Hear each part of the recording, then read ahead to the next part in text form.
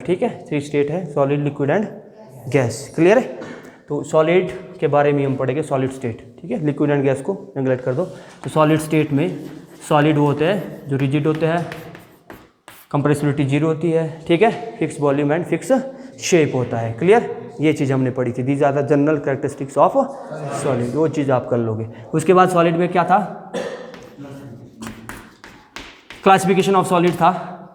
ठीक है, crystalline amorphous solid, crystalline solids which have fixed arrangement of constituent particles, atom, ions और molecules in regular order. ठीक है, और अमरफस सॉलिड्स में क्या था, एक कुछ समय तक सिस्टमेटिक रहेगा, उसके बाद ये रेगुलर हो जाएगा। ठीक है, और उसके बाद ये कैसे है, क्रिस्टलाइन सॉलिड आर एनाइसोट्रोपिक और amorphous solid are isotropic. Anisotropic का मतलब है कि भाई different physical property in different direction, like refractive index, इतनी बात ध्यान रखनी है। उसके बाद आइसोट्रोपिक, ये चीज़ सेम होगी इन केस ऑफ अमरफस सॉलिड्स। ये लॉन्ग रेंज ऑर्डर होते हैं, ये शॉर्ट रेंज ऑर्डर होते हैं। ठीक है, crystalline are long range and amorphous are short range order. अगला, इंथैल्पी ऑफ फ्यूजन इनकी हाई होती है, इनकी शार्प होती है, इनकी वाइड रेंज। ठीक है, मेल्टिंग पॉइंट, बॉइलिंग पॉइंट, ये वाइड रेंज रहेगा। क्लियर? उसके बाद हाँ, ये ट्रू सॉलिड्स है, दीज आर सूडो सॉलिड और super cold liquid. Clear? Example, all metals.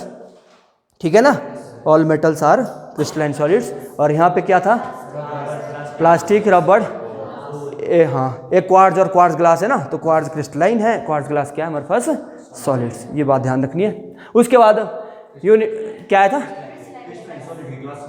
हाँ, classification of crystalline solid on the basis of nature of bonding. ठीक है, तो इसमें कैसे, एक पोलर, दूसरे नॉन पोलर। तो नॉन पोलर में क्या थे, नॉन पोलर में हाइड्रोजन बॉन्डेड था, ऐसा नॉन पोलर, पोलर और हाइड्रोजन बॉन्डेड।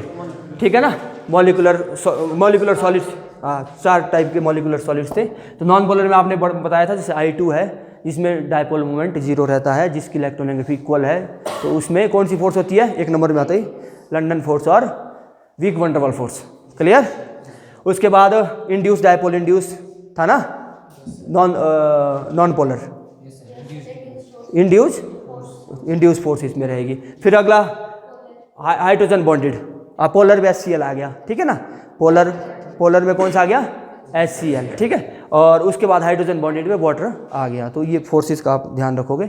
उसके बाद कौन सा था जी, metallic solids, ionic solid and covalent solids. तो मेटालिक सॉलिड में जिसमें मेटल बॉन्ड हो, आपको पता है कि मेटल कर्नल होते हैं ना, पॉजिटिव कर्नल और फ्री इलेक्ट्रॉन के बीच मोशन रहता है। The bond which is found by the metal is known as metallic solids. ठीक है, फिर इसमें इलेक्ट्रोस्टैटिक फोर्स ऑफ अट्रैक्शन होती है, एक सबसे बड़ी ज़्यादा फोर्स होती है। ठीक है, उसके बाद आयनिक में जैसे NaCl इज आयनिक सॉलिड है ना, इसमें इलेक्ट्रोस्टैटिक होगी, इसमें मेटालिक फोर्स होगी। ठीक है, here is metallic bonding, here is electrostatic force in case of NaCl।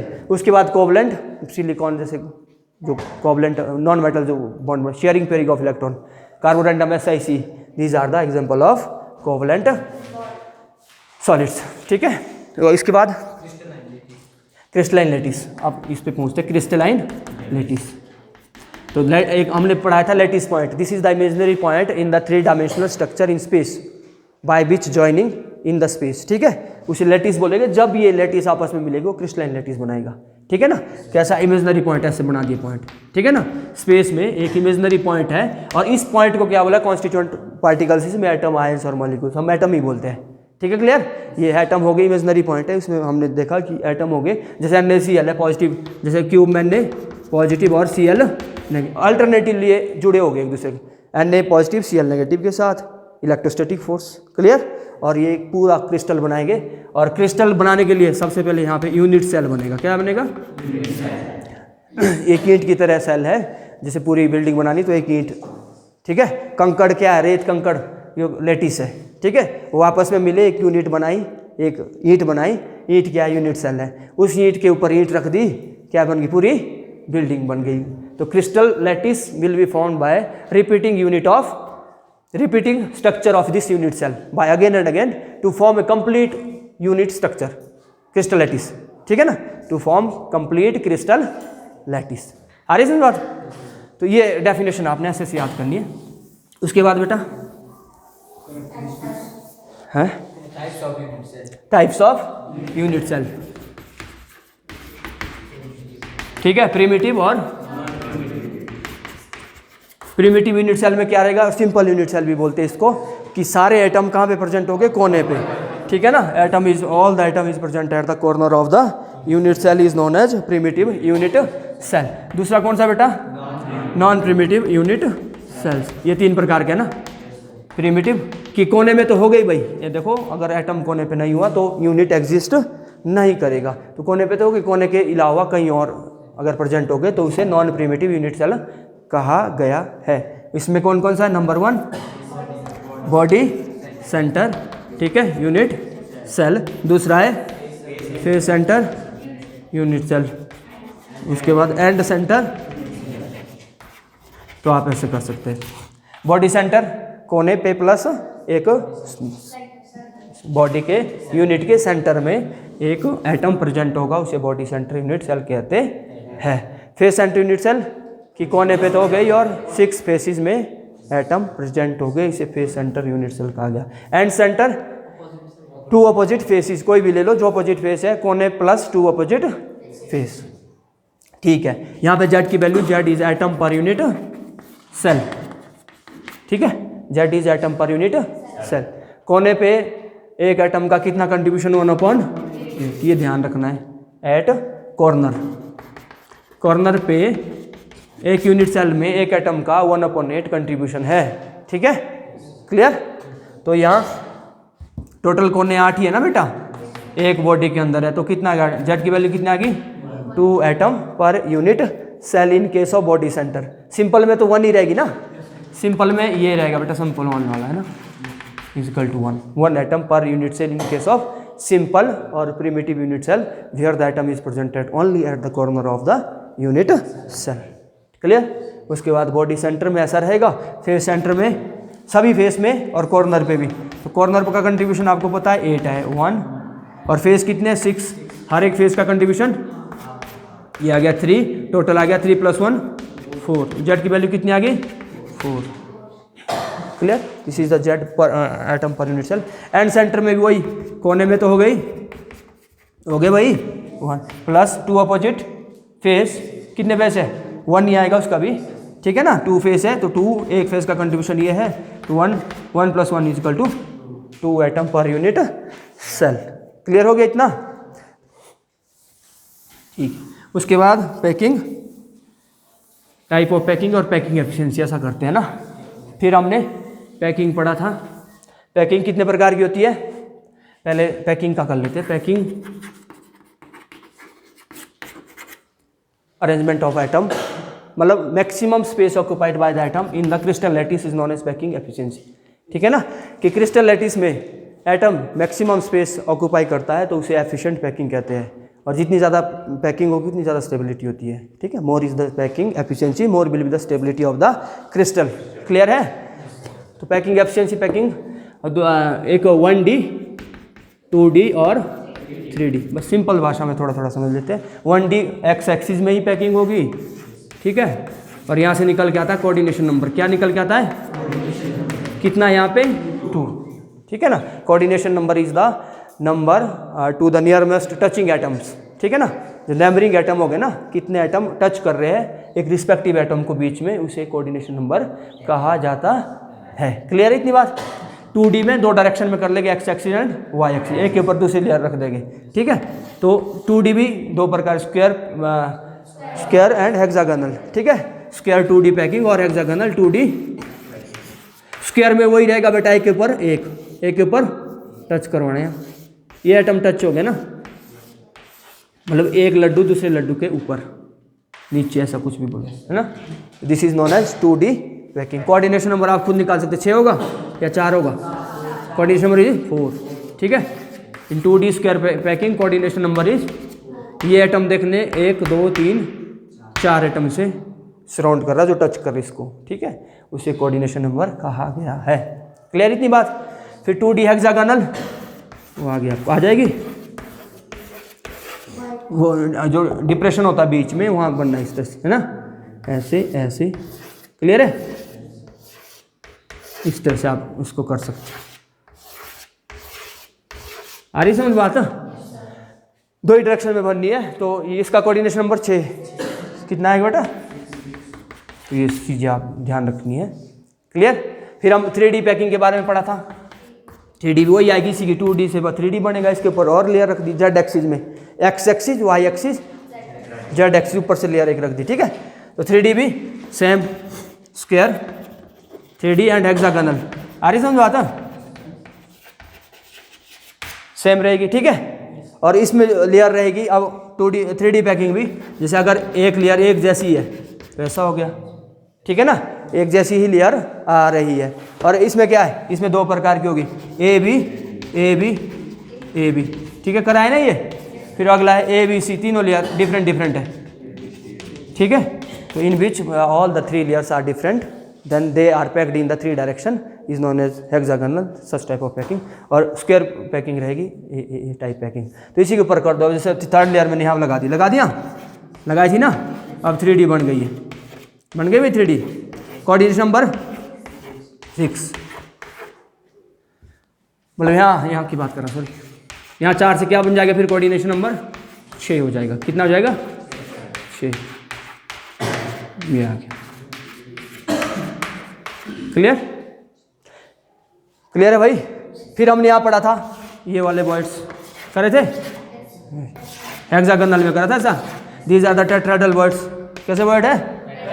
इनको कवर करेंगे, कौन सा वर्ड आ जाएगा फिर दूसरा? ऑक्टाहेड्रल। कौन से वर्ड आ जाने? ऑक्टाहेड्रल। जैसे इनको कवर करेंगे ना बेटा, यहाँ ऑक्टाहेड्रल वर्ड ये आ गया, ये यहाँ भी ऑक्टाहेड्रल वर्ड आ गया। ठीक है, tetrahedral void present between the arises due to the 4 atom. ठीक है, is known as tetrahedral void. And octahedral void the void arises due to the 4 atom तो प्लेन में हो गए, मैंने पहले ही बोला था आपको, हो गए ना प्लेन में इस तरह से, 1 इज अबव और अदर इज बिलो, तो ये आ जाएगा। 6 एटम में से नियरेस्ट और बीच में एक स्पेस बनेगा। सारे टच को हो गया अब आपस में, आ रही है समझ बात? इस तरह से, इस तरह से ये भी टच होगा इनके साथ, ऐसे इस तरह सब टच होगा। इस तरह से बीच में एक वर्ड बनेगा जिसे ऑक्टाहेड्रल वर्ड कहेंगे। क्लियर है? हो गया? इस तरह से पैकिंग होगी। फिर ऑक्टाहेड्रल को जैसे हम करेंगे उसके बाद टेट्राहेड्रल वर्ड है। 2 ही प्रकार के वर्ड्स होते हैं। ठीक है ना, जैसे हम क्या करेंगे, ऑक्टाहेड्रल वर्ड को कवर करेंगे, अगला कौन सा वर्ड आ जाना है? टेट्राहेड्रल। सिमिलरली चलता रहेगा। क्लियर है? फिर मैंने करा था कि जी tetrahedral void is always double to the tetrahedral void n is the number of atom 2n लिखा था सा। ठीक है, एंड ऑक्टाहेड्रल वर्ड ये थोड़ा लिखना है आपने इसमें, इज इक्वल टू n। ठीक है, in case of FCC Z is equal to 4 है। करीजिए ऐसी बात। Face center cubic close packing, तो वहाँ कहाँ 2 प्रकार के वर्ड बन रहे थे, कहाँ बन रहे थे? एक तो एज सेंटर पे बन रहा था, एक बॉडी के सेंटर पे करा था ऐसे बेटा, दूसरा एज के सेंटर पे। लेकिन जो tetrahedral word in case of FCC is formed at corner, करा था ऐसा। कहाँ पे बन रहा था? कॉर्नर पे बन रहा था। 8 कोने हैं, 8 वर्ड्स बन जाएगी। अरे समझ बात? ये यहाँ कितने कोने हैं? 8। एक वर्ड्स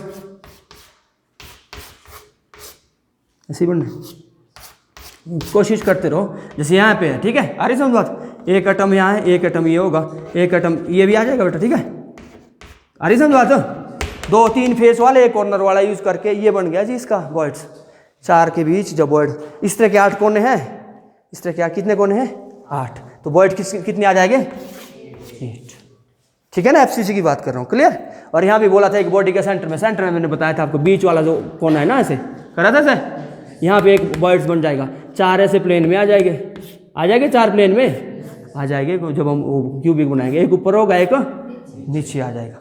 ठीक है, तो वहाँ पे एक बॉडी के सेंटर में, बाकी एज सेंटर में बोला था, जैसे एज सेंटर होता है ना, इसको बोलते हैं एज सेंटर। कितने एज सेंटर होते हैं? 12। कितने?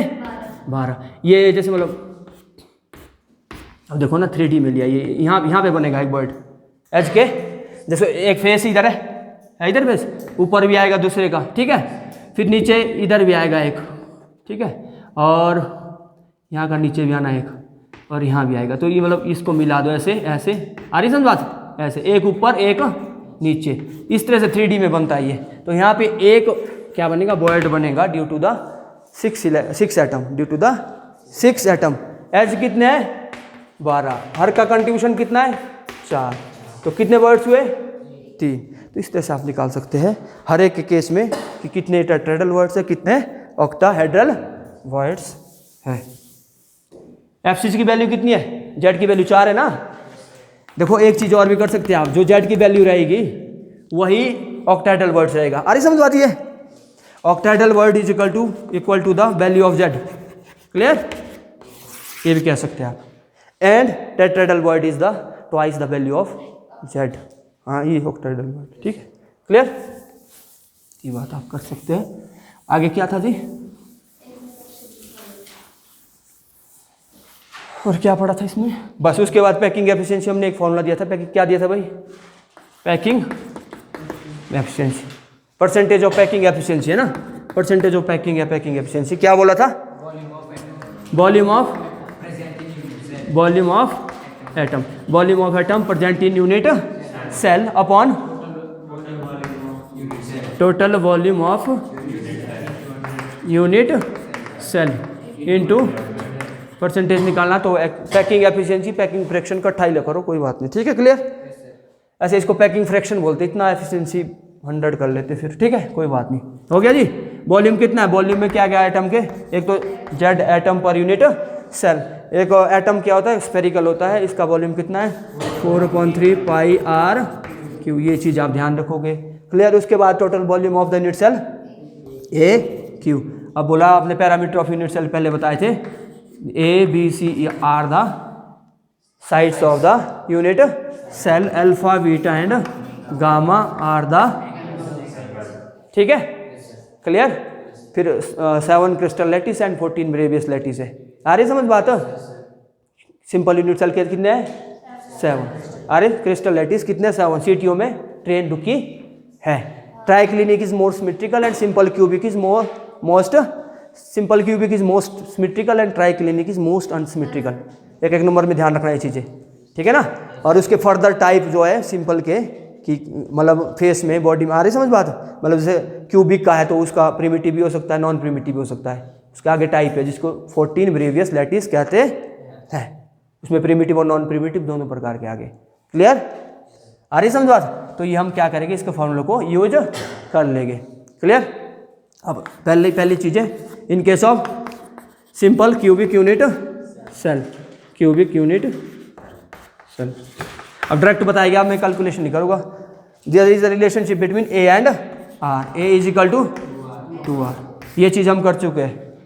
ए is equal to 2r, 2 atom लिए कोने वाले से लिए से उनको मिलाया, ठीक है ना। कोने का चलेगा ना, सिंपल में कहाँ एटम सिर्फ कोने पे हो गए, कोने पे मिले तो r और r, ये a के बराबर है टोटल एज लेंथ, तो a is equal to 2r। Clear हो गया इतना बात।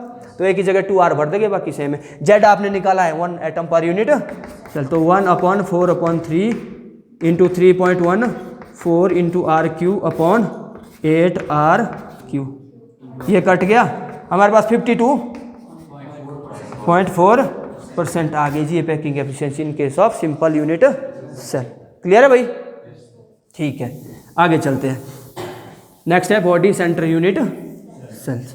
फिर बॉडी सेंटर यूनिट सेल में क्या है भाई, बताओ शाबाश।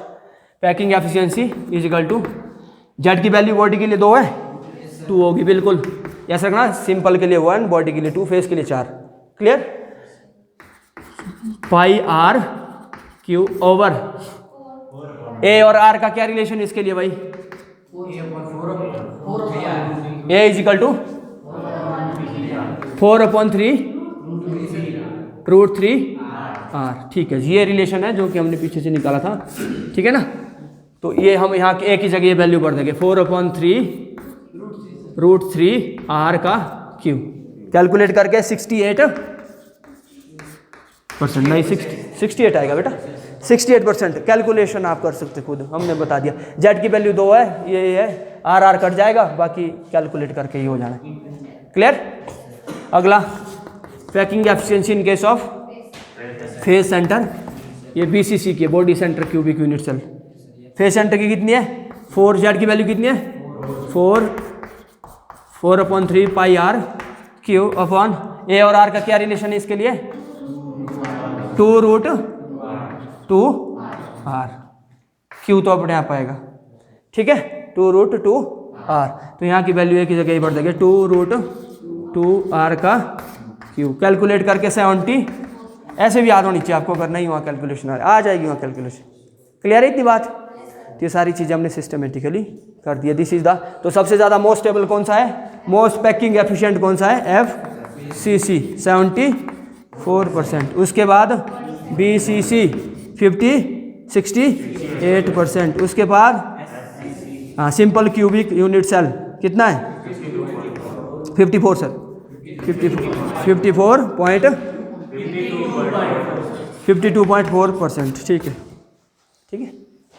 और बॉयड्स निकालना तो आप क्या करें, 100 में से इसको माइनस कर देंगे। बॉयड्स इज द वैकेंट स्पेस, खाली स्थान। ठीक है, क्लियर? आगे क्या बचा? Next one, imperfection in solid. फिर हमने बोला था कि देयर इज सम इम्परफेक्शंस, कि अगर एक एटम निकाल दिया उसकी जगह दूसरा डाल दिया, ठीक है ना, तब उसकी प्रॉपर्टी में क्या आ जाएगी, चेंज आ गई, या कोई इम्प्योरिटी उसकी जगह चलेगी अंदर।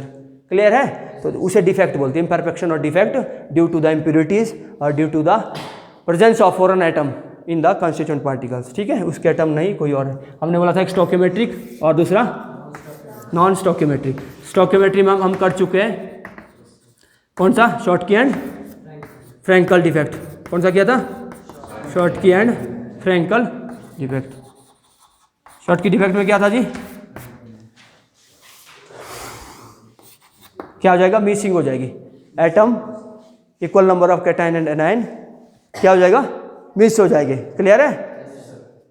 From their lattice interstitial sites, उसे शॉर्ट की डिफेक्ट कहेंगे। इसके कारण क्या हो जाएगा, डेंसिटीज की डिक्रीज हो जाएगी। फ्रैंकल डिफेक्ट में क्या होगा, डिस्प्लेसमेंट, क्या हो जाएगा, डिस्प्लेसमेंट ऑफ पॉजिटिव और कैटायन और एनायन कुछ भी हो सकता है to the interstitial site. Density will remain as it is, density will remain as it is. Schottky defect is shown by those atom which have nearly equal size. ऐसा है, AgCl होगा, AgBr होगा, ठीक है, ठीक है भाई, और AgI भी होगा। ठीक है, ये तो दोनों ZnS है, जिंक सल्फाइड है ना, जिसका कोऑर्डिनेशन नंबर क्या होगा, कम होगा।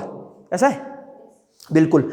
आप शॉर्ट की इफेक्ट उनके द्वारा शो किया जाता है जिसका कोऑर्डिनेशन नंबर क्या होता है, लो होता है। ठीक है, कितना है इसका ZnS, हम पहले मैंने रेडियस रेशो में लिखाया था 4 है, कितना है 4। जिंक सल्फाइड का कोऑर्डिनेशन नंबर कितना है, 4 है। 4 हो, जिसका कोऑर्डिनेशन नंबर क्या होगा, टेट्राहेड्रल। रेडियस रेशो कहाँ से कहाँ लाई करेगी, ये पता होना चाहिए। 0.225।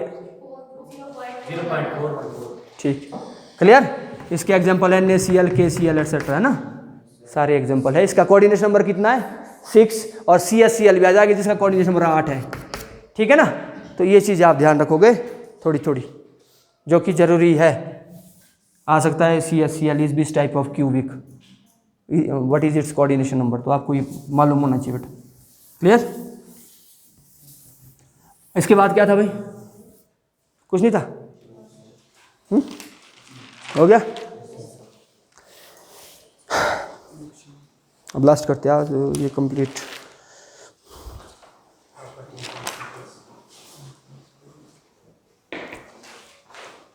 Non स्टोकियोमेट्रिक defect.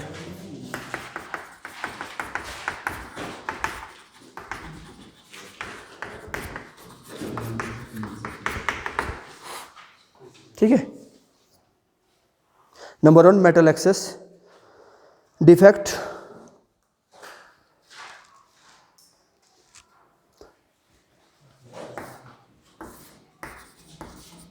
Metal access defect, here is metal deficient defect.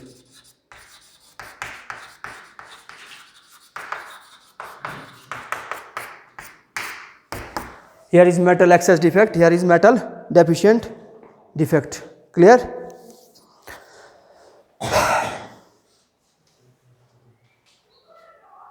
लिखो फर्स्ट एनायनिक वैकेंसी, इसमें बेटा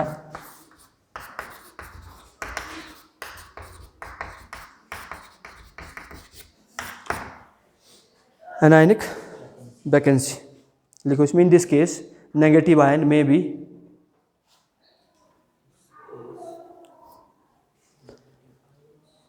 negative ions may be missing from their lattice sites.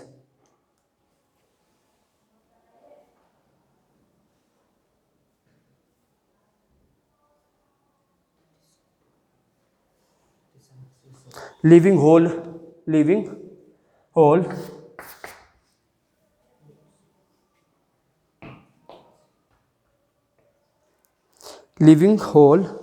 in which the electron remain entrapped.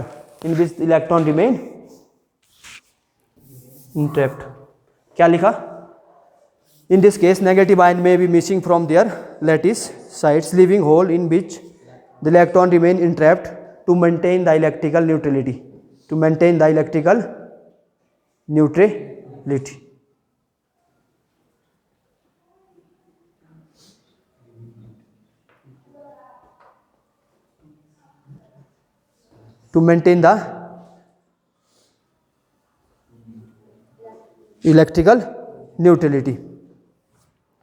Anion will come out from the crystal lattice by losing electron.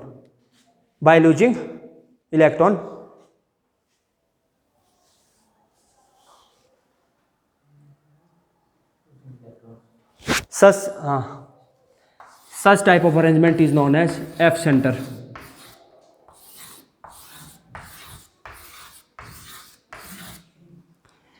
Anionic vacancy means anion बाहर आ जाएगा, clear है, और electron को क्या करेगा बेटा? वहीं छोड़ देगा, clear. Electron will entrapped to the interstitial side of this crystal lattice. Due to this lattice, this is known as F centre. क्या बोलते हैं?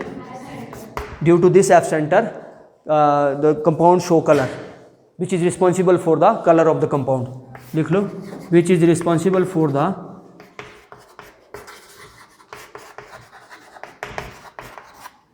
Colour of the compounds. Colour के लिए भी इलेक्ट्रॉन चाहिए, एक्साइटेशन हो जाएगा, वापिस आएगा, इमिट होगा. वही कलर कंपोजिशन से पढ़ा ना, हाइड्रोजन स्पेक्ट्रम पढ़ा था ना ब्लोसम में. हाँ, free electron should be there to excite the electron, after then remove back, then colour of the compound will take place. Clear हो गया जी? एग्जाम्पल NaCl KCl, सारे NaCl KCl are the example of such type of anionic vacancies. Clear?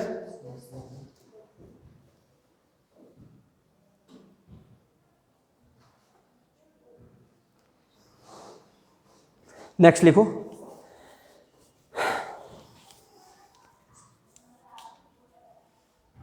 Sorry इसी में लिख लो एक. For those lattice which likely to show shortcut effect. इसी में लिखो बेटा, एनायनिक वैकेंसी में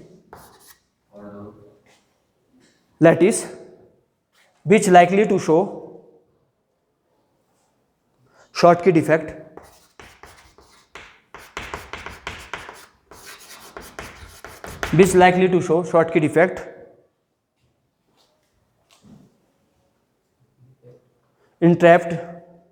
electron entrapped in anionic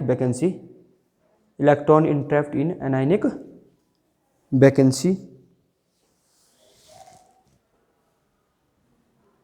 to F center, hence they impart color to the compounds. हो गया? color to the compounds. Second लिखो, excess cation occupy interstitial sites. Excess cation occupying interstitial sites. Excess cation occupy interstitial sites.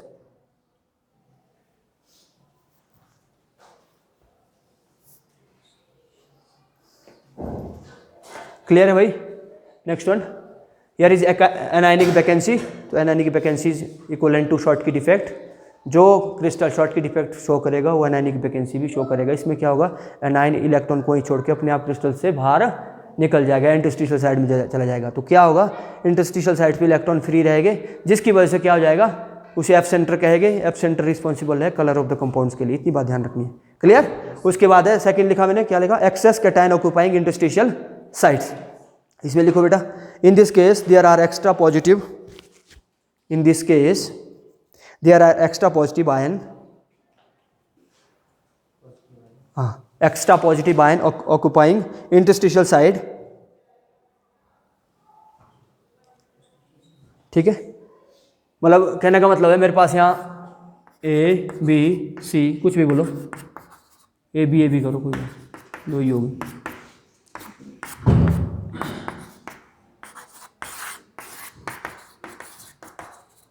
ठीक है, clear. तो क्या होगा यहाँ पे, क्या बोला, excess cation occupying interstitial sites. हो सकता है कैटायन दूसरे की साइड से आया हो, कहीं दूसरे क्रिस्टल से आया हो, तो यहाँ क्या है, excess cation occupying interstitial sites. इस साइट्स को न्यूट्रलाइज करने के लिए यहाँ पे क्या हो जाएगा बेटा, इलेक्ट्रॉन भी इंट्रोड्यूस हो जाएगा। ठीक है, लिखो electron and the electron in another interstitial side, and the electron in another interstitial side will introduce to maintain electrical neutrality, to maintain electrical neutrality। Clear हो गया?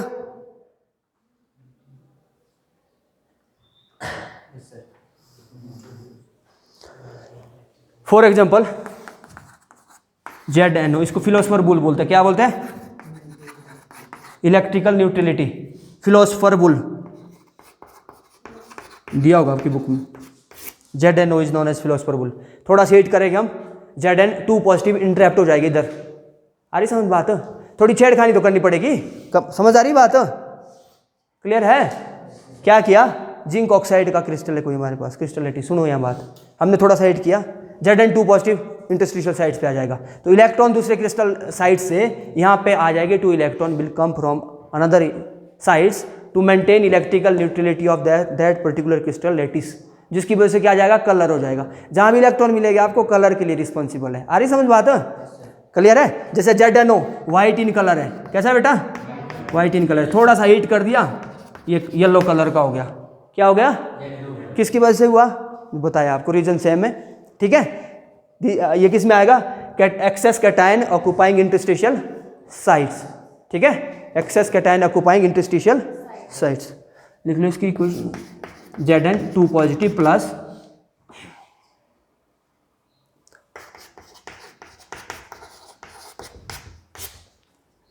ठीक है,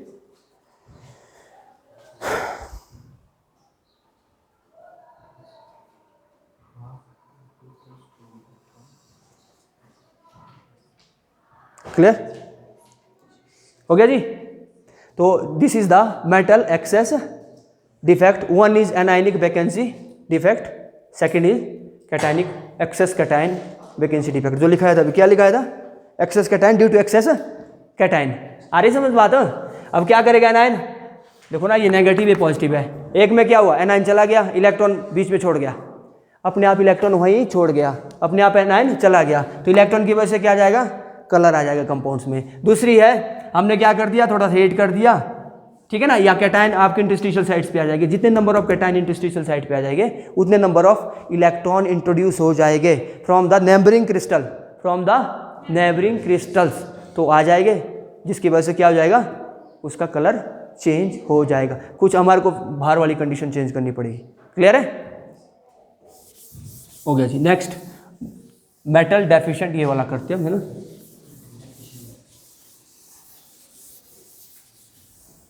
metal deficient defect. Non stoichiometry का मतलब है बेटा कि एक टाइम में एक ही चीज जाएगी, दोनों नहीं जा सकते। आ रही समझ बात है? स्टोकियोमेट्री का both will move in equal ratio. लिखो cation vacancies, vacancy,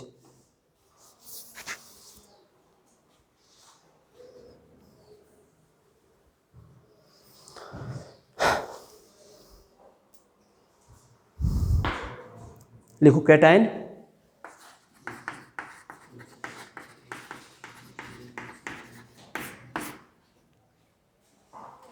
cation vacancy. Example ही देख लो,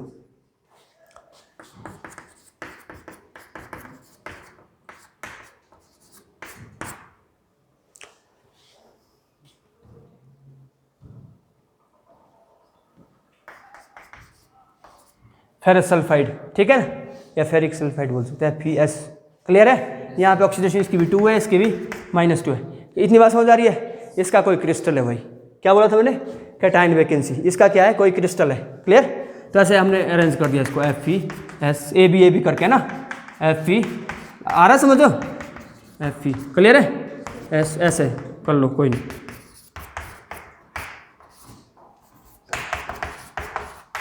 लाइक दैट, ठीक है। अब क्या कर दिया, कैटायन को हमने बैकएंड कर दिया। क्या कर दिया, 2 कैटायन यहाँ से ले लो, इसको भी ले गए यहाँ से, दूसरा भी यहाँ से इंट्रोड्यूस कर दिया, ले गए, ठीक है ना। तो इलेक्ट्रिकल न्यूट्रलिटी के लिए क्या करना पड़ेगा, इनके 2 एटायन को इनकी वो अपने आप कर, ऑक्सीडेशन स्टेट इसकी चेंज हो जाएगी। क्या हो जाएगी बेटा, चेंज। Fe2 से Fe3 2 एटम ऐसे हो गए इसके जो चेंज हो जाएंगे, ताकि इसकी एक एटम की इलेक्ट्रिकल न्यूट्रलिटी को मेंटेन कर सके। आ रही समझ बात। तो सच type of variation is shown by those atom which have variable oxidation state, which have, तो लिख लो शाबाश, variable oxidation state.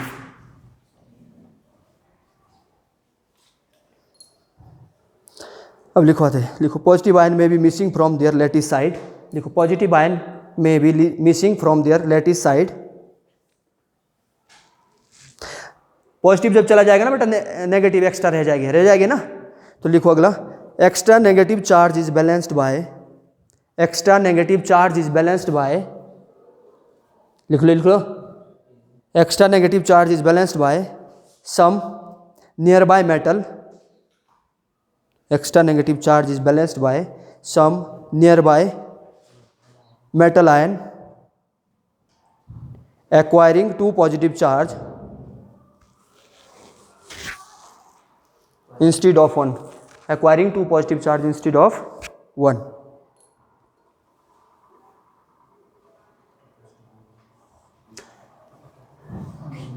For example Fe(S), इसे मूर्खों का सोना भी कहते हैं, फूल्स गोल्ड। ध्यान रखना आपने, मूर्खों का सोना, चमक इस तरह की आती है जैसी गोल्ड की होती है। क्लियर है। False gold due to this defect, that is cationic vacancy defect. Clear है। तो ये आप कह सकते हैं, because iron have variable oxidation state +2 and +3। Clear.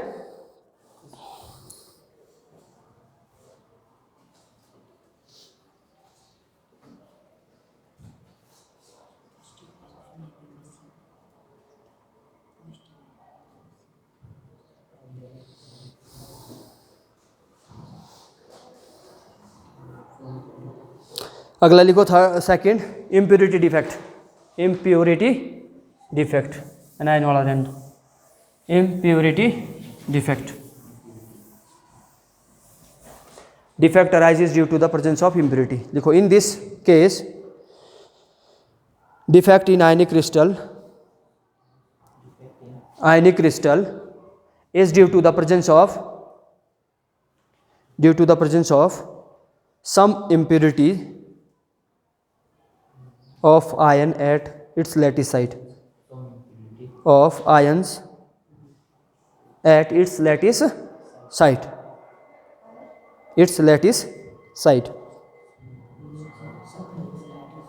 For example NaCl containing a little compound of strontium chloride, SrCl2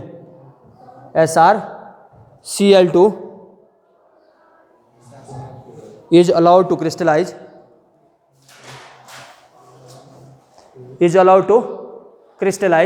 some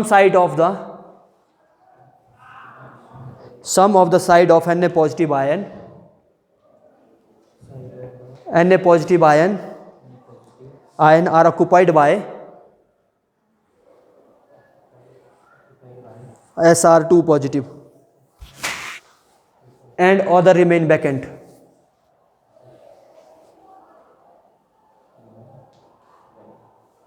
ठीक है, other remain vacant.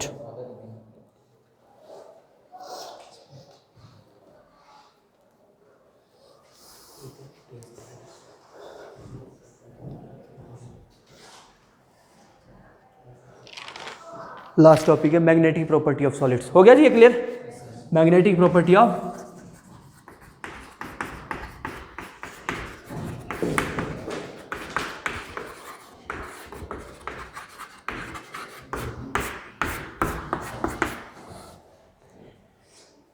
ठीक है, मैग्नेटिक प्रॉपर्टी ऑफ सॉलिड्स लिखो।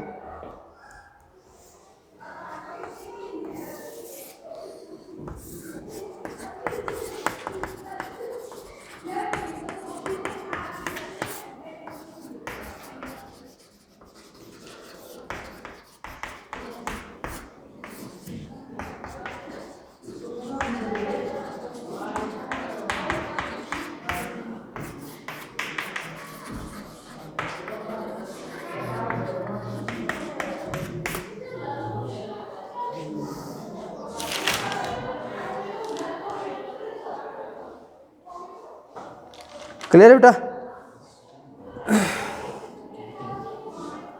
Diamagnetic substance, the substance which have no unpaired electron, है ना, physics में आप पढ़ोगे ये सारी, which have no unpaired electron, paramagnetic have unpaired electron,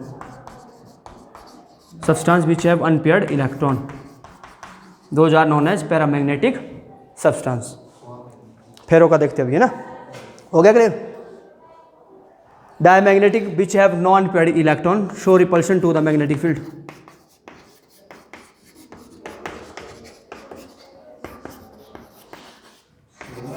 Repulsion to the magnetic field. Clear? Example NaCl, इसी बात देखेंगे, TiO2 D2O5, इतनी बात ध्यान रखनी है ना। डायमैग्नेटिक ऐसे सब्सटेंस जिसके पास अनपेयर्ड इलेक्ट्रॉन नहीं होता, ऐसे सब्सटेंस और compound which have not unpaired electron, they show repulsion to the magnetic field. ठीक है ना, अप्लाइड मैग्नेटिक फील्ड के अगेंस्ट रिपल्शन शो करेगा। Example NaCl, TiO2 and B2O5। Paramagnetic substance which have unpaired electron, ठीक है, they show attraction not repulsion, they show attraction to the magnetic field. लिखो भाई, they show attraction to the applied magnetic field, है ना, applied magnetic field. Clear? जैसे बाहर होगी, उसके करंट पास करेगा तो उसके बाहर एक फील्ड जनरेट हो जाएगी, पढ़ा होना फिजिक्स में, दैट इज मैग्नेटिक फील्ड। आ रही समझ बात? क्लियर है? Example Cu2 positive, Fe3 positive, copper 2 positive, iron 3 positive, और TiO, इसका ध्यान रखना है, TiO इज आता है एक नंबर का, TiO इज पैरामैग्नेटिक भाई TiO2 इज डाया। कहाँ से ये पता लगता है? हमने MOT पढ़ा था ना, मॉलिक्यूलर, वहाँ से हमारे को पता लगता है कि किसके पास अनपेयर्ड है, किसके पास नहीं है। अरे समझा था? ठीक है, नेक्स्ट है बेटा फेरो मैग्नेटिक। फेरोमैग्नेटिक में क्या करेंगे? यहाँ एक डायपोल बन जाएगा। इन case of ferromagnetic here is an dipole, मतलब हमने क्या कर दिया, डायपोल जैसा बना दिया। इसमें क्या कर दिया हमने, कोई फील्ड, मतलब हमने इसको जोड़ दिया किसी सोर्स से, वेदर इट इज इलेक्ट्रिसिटी और एनीथिंग एल्स। क्लियर? तो क्या हो जाएगा बेटा, इसमें इलेक्ट्रॉन हो गए पॉजिटिव और नेगेटिव। जब ये अलाइन एक ही डायरेक्शन में अलाइन हो जाए ना, तो इसे फेरोमैग्नेटिक बोलते हैं। ठीक है, this is the dipole, when that dipole will attach to the some applied to the source of the energy और इलेक्ट्रिक फील्ड। तो क्या होगा, पॉजिटिव और नेगेटिव एक साइड चले जाएंगे। इस प्रकार की प्रॉपर्टी को क्या बोलेंगे, फेरो। लिखो शाबाश, ferro. They itself behave like a magnet. उसके बाद चाहे हम उससे रिमूव भी कर देता तार, ये they itself behave like a magnet after removal of external magnetic field of external magnetic field. They show strong attraction, ध्यान रखना है, they show strong attraction. This is dipole moment, mu कराया था मैंने। The value of mu for ferromagnetic is maximum. Clear? हाँ, they show strong attraction. The value of mu for ferromagnetic is कितनी है, maximum. Example iron, निकल और FeNiCrO। बस ये ध्यान रखना, काफ़ी इतना है ना। क्लियर?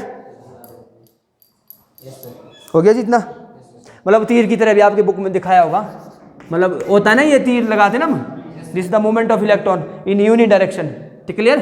तो ऐसा भी दिया होगा, जहाँ सा दिया होगा that is ferromagnetic, because when we applied some external source, उसको रिमूव भी कर लेंगे तब भी उनके अंदर वो मैग्नेटिक फील्ड अपने आप जनरेट कर देंगे, क्लियर है। नेक्स्ट है बेटा एंटी फेरो। अच्छा एंटी फेरो भी आएगा, इसका अपोजिट वाला है ना, उसका अपोजिट वाला क्या हो जाएगा, एंटी फेरो। कौन सा एंटी फेरो, इसका अपोजिट एंटी फेरो। कहने का मतलब है अरेंजमेंट कैसी होगी, positive negative negative positive positive negative negative positive. ऐसा ये भी पॉसिबिलिटी हो सकती है, मतलब इलेक्ट्रॉन प्रोटॉन इस तरह से अरेंज हो सकते हैं। पहला तो ये हो सकता है ऐसा, ऐसा होगा तो ये है, ऐसा होगा तो इसके अपोजिट वाला एंटी फेरो मैग्नेटिक है, ठीक है। When we apply external magnetic field, लिखो दे शो स्ट्रॉन्ग रिपल्शन, हाँ yes, they show strong repulsion. इस तरह से आप डबल एरो करना, मतलब पूरा arrow. Can not act as a magnet, जैसे ये मैग्नेट की तरह काम करता है, ये नहीं, फेरो मैग्नेट तो बाद में मैग्नेट की तरह काम करेगा। Can not act as a magnet, example Fe2O3, MnO, MnO2, manganese oxide, manganese dioxide, ठीक है। Dipole moment is equal to 0, ध्यान रखना इस चीज़ को, म्यू की वैल्यू कितनी हो जाएगी 0, ये मेन चीज़ ध्यान रखनी है। डायपोल मोमेंट करा था ना, कैसे निकालना, बोर मैग्नेटॉन यू कैसे निकालते हैं unpaired electron, N into N plus 2Bm, Bohr magneton, मैंने +1 में कराया ये चीज़ यार। This is the magnetic moment, आ रही समझ बात, how to calculate the Bohr magneton, N is the number of unpaired electron, clear. Next है फेरी मैग्नेटिज्म, जिसमें कोई ऑर्डर नहीं रहेगा बेटा, कैसे भी अलाइन हो सकते हैं, not in the sequential order. Ferrimagnetism not in the sequential order, कैसा भी ऑर्डर हो सकता है, 2 ऊपर को हो सकते हैं लाइन, फिर उसके बाद 1 होगा, फिर 2 3 3 भी हो सकते हैं, फिर 2 नीचे को हो सकते हैं, इरेगुलर ऑर्डर, ठीक है। Arrangement of cation and anion irregularly bye applying external magnetic field, irregularly bye applying external magnetic field in this manner, तो आप लिख सकते हैं, ठीक है। हाँ, म्यू की value not equal to 0, mu not equal to by applying external magnetic force, ठीक है। नॉट इक्वल टू 0, ठीक है, इसका मैक्सिमम रहेगा, इससे कम होगा बेटा, ऑलवेज लेस देन फेरोमैग्नेटिक, ठीक है, always less than ferromagnetic, clear. Example लिखो V2O3 Fe3O4, V2 ये तो O5 है बेटा, है ना, V2O3 वहाँ आएगा, V2O3 एंड Fe3O4, क्लियर। रुक जाओ थोड़ी, मैंने पहले बोला 5 बजे, तो 5 तो बजेगी, क्लियर। तो क्या क्या करा भाई,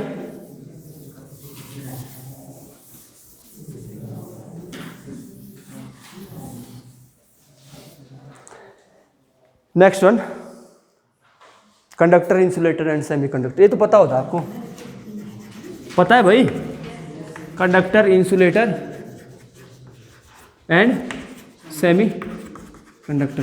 फिजिक्स वाले ज़्यादा अच्छा समझ, हम भी समझते अच्छा, कोई दिक्कत नहीं है, क्या दिक्कत है, ठीक है। But is conductivity is of law of electron, क्या है conductivity, is of law of electron, उसे ही कंडक्टिविटी बोलेंगे। कंडक्टर में क्या रहेगा, कंडक्शन बैंड और वैलेंस बॉन्ड के बीच का डिस्टेंस बहुत कम होता है ना, तो इलेक्ट्रॉन फ्लो कर जाते हैं, आ रही बात समझो। इंसुलेटर में बहुत ज़्यादा होता है, सेमीकंडक्टर में मीडियम होता है, लेकिन सेमीकंडक्टर जब हीट करेंगे तन ये जो डिफरेंस वो कम हो जाता है और इलेक्ट्रिसिटी पास हो जाती है। लिखो number 1 conductor, large amount of current flow easily, 10⁴ to 10⁻⁷, ये ध्यान रखना है बस। Large amount of current flow easily,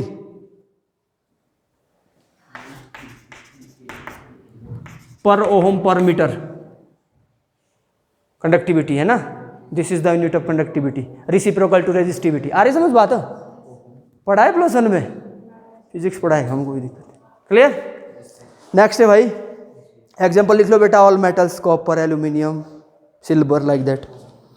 ठीक है ना, ऑल मेटल नहीं, मेटल जो भी चीज़ स्ट्रॉन्ग वन है ना, कॉपर हो गया, सिल्वर हो गया, एल्यूमिनियम हो गया ना। नेक्स्ट है insulator, which do not flow allow flow of electron, the substance which does not flow allow flow of electron, allow flow of electron। ठीक है, एग्जाम्पल आपका वुड, रबड़, plastic etcetera. Semiconductor, the semiconductor, the conductivity of semiconductor lies between the conductor and insulator। लिखो, the conductivity of semiconductor is lies between the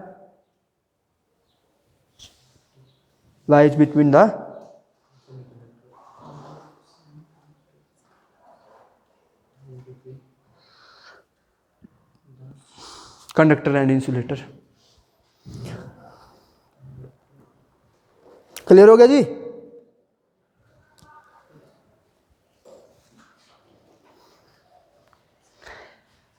conductor is divided into 2 types, number 1 metallic, second one is electrolyte. Conductor को दो इसमें हम divide करेंगे, one is metallic, किसका बेटा? Semiconductor में आपका मेटलॉइड्स आ जाएंगे। ठीक है, सिलिकॉन हो गया, क्लियर है, all metalloids. Metallic, electrolyte, germanium, ठीक है, ये सारे silicon, germanium, all these metalloids act as semiconductor. आ रही समझ बात?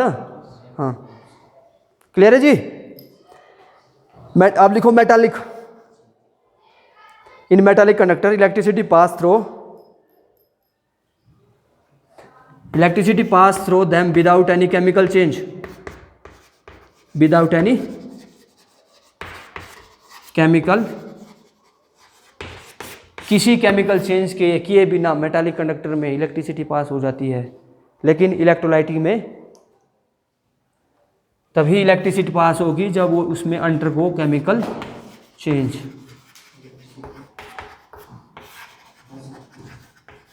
ठीक है, in this case electricity can pass without any undergoing any chemical change. और इसमें only electricity can pass in electrolytic conductor by undergoing chemical change. Clear? अब आते हैं सेमीकंडक्टर पे। Semiconductor is 2 types, one is intrinsic, second one is extrinsic. ठीक है, clear है भाई?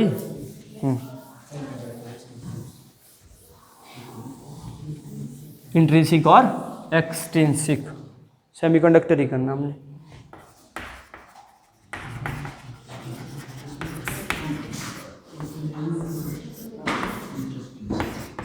Intrinsic and extrinsic. अच्छा, एक्सट्रिंसिक लिखो,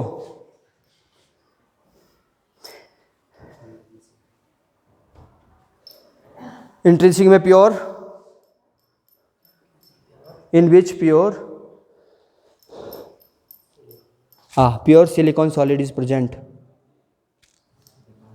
या मेटलॉइड इज प्रेजेंट। ठीक है, intrinsic semiconductor in which the pure metalloid is present, any metalloid, ठीक है, इज प्रेजेंट। इम्प्योरिटी की कोई इसमें गुंजाइश नहीं है। उस प्रकार के सेमीकंडक्टर को इंट्रिंसिक सेमीकंडक्टर कहते हैं जिसमें फोरन का कोई भी रोल नहीं है। एक्सट्रिंसिक 2 प्रकार के है भाई, पी एंड एन टाइप, ये करना है। एक्सट्रिंसिक है further 2 types, P type and N type. P means positive, N means negative, है ना, तो इसलिए सी बात है। क्लियर? ग्रुप 14,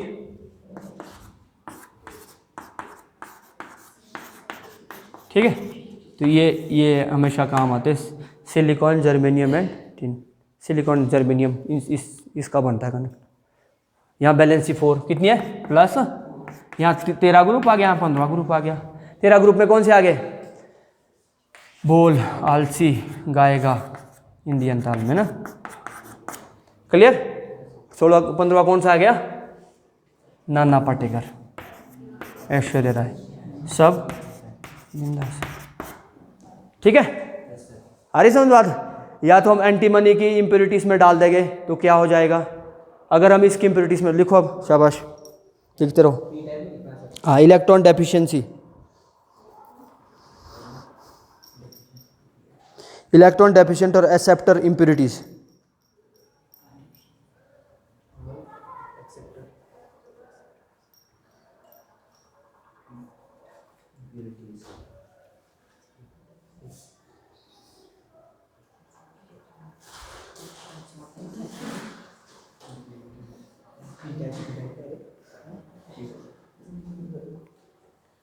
चल लिखो, शाबाश।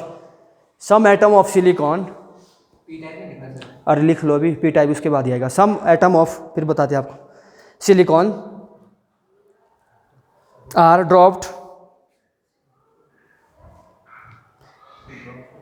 सम atom of silicon are dropped with acceptor atom having only 3 outermost shell electron such as boron, aluminium,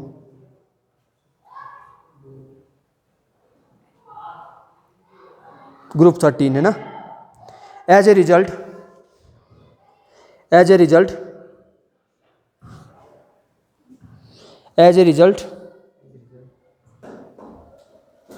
silicon atom at some site are replaced by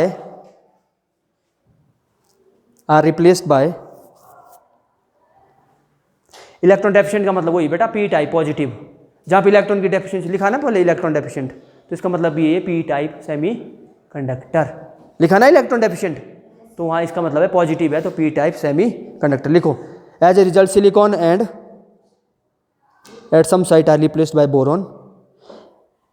कहाँ तक पहुँचे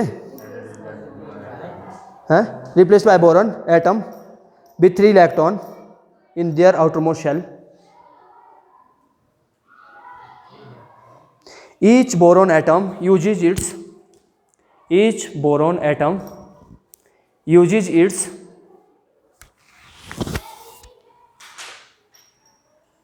3 electron to form 3 bond.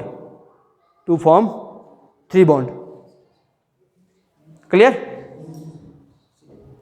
ठीक है भाई, हो गया जी। 3 bond in the lattice and some site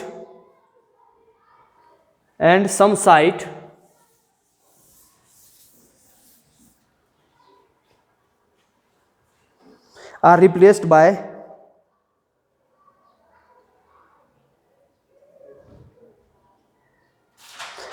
boron atom, and one site of electron will be left empty. One site of the electron will left empty and give rise to electron deficiency. Boron will remain vacant, ऐसा भी लिख सकते हैं, और empty and give rise to electron deficiency. Give rise to, थक गए? क्या हो गया अब ठोकने पे क्यों से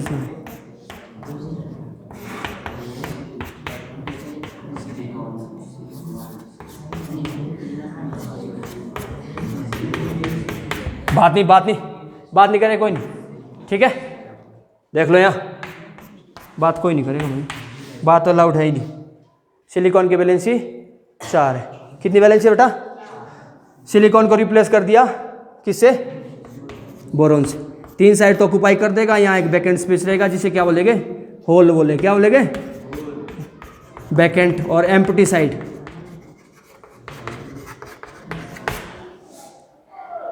ठीक है? और इलेक्ट्रॉन डेफिशिएंट, और इलेक्ट्रॉन, एक इलेक्ट्रॉन कम हुआ ना, और P type semi conductor. P means positive, P type semiconductor when the group 13 element is introduced in place of group 14 element in